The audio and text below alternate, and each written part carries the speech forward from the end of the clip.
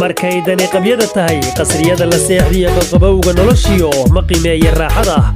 waxa idinku soo foolay hees cusub oo lagu dhiirigelinaya ciidamada liyu booliska ee halacsanaya jamaacada TPLF ku dhumaalaysanaysa waqooyiga dalka Itoobiya heestan oo lagu cabiray lahaynta ciidamada liyu booliska dagaalka u leeyihiin ayaa waxa ku looqeynaya xidigta baraha bulshada baryaha ka soo dhalaashay Idil Bashiir Idil Ayruush waa gabadha looga haray codka iyo akshinka erayadu waa murtidii abwaan Axmed Ashcala oo ku caan baxay hal abuurka xaaladaha degdega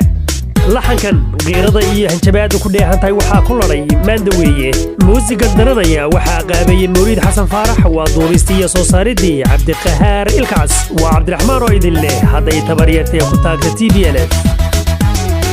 minni mada maqoorsado qasnadaha madayalsado qadaf ruuxna kama galo qawaaniinta xeerkiya sharcigan quweeya minni mada maqoorsado qasnadaha madayalsado qadaf ruuxna kama galo qawaaniinta xeerkiya sharcigan quweeya markay dani qabyada tahay qasriyada la seexdiyo qabowga noloshiyo ma qiimeeya raaxada markay dani qabyada tahay qasriyada la seexdiyo qabowga noloshiyo ma qiimeeya raaxada qaswadaha madayo qofka nabad dhaawaca qoyska yaga iyo qarabaanu nahayo qabiilku ma badbaadsho oo qudhanka gooya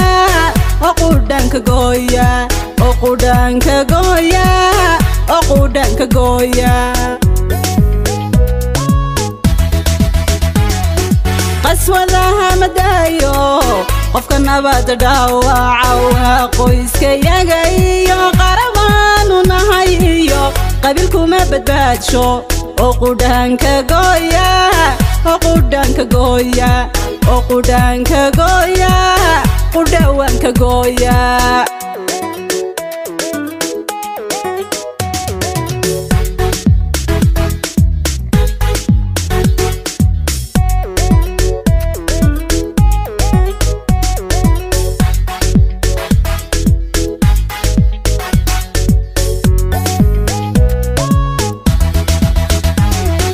markay dani qabyada tahay qariyada korkoodiyo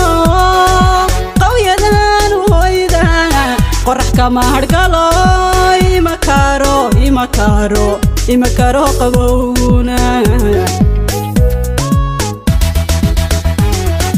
markay dani qabyada tahay qariyada korkoodiyo qawyadan hooyda qorax kama hargalo ima karo qabowguna ninkii ani qoonsada qumuucu ridaayiyo qiiqiyo dabkiisiyo qaraxiisu ima karo ninkii ani qoonsada qumuucu ridaayiyo qiiqiyo dabkiisiyo qaraxiisu ima karo qaswadaha madayo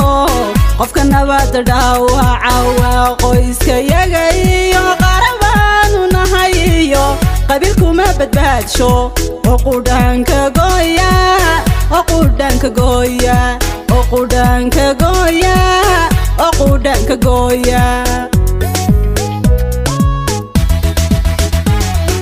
qaswadaha madayo qofka nabad dhaawaca qoyska yaga iyo qarabaanu nahayo qabiilku ma badbaadsho oo qudhanka gooya